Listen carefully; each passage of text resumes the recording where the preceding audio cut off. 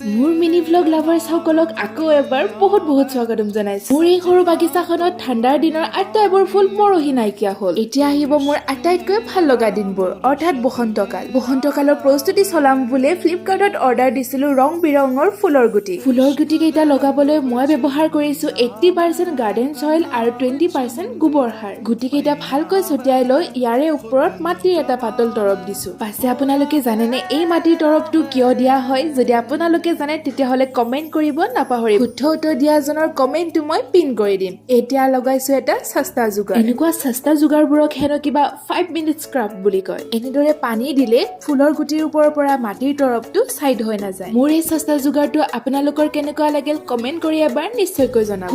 সুখবৰ আৰু এটা সুখবৰ আছে ৰব। 1 বছৰ বিৰতিৰ পাছত আমাৰ ঘৰৰ একমাত্ৰ আমজোপাত এই বছৰহে ফুল আহিছে। পাছে মোৰ নজৰত আজিহে পৰিল। বাৰু আজিলৈ এৰিছো, লগ পাম নেক্সট ভিডিঅ'।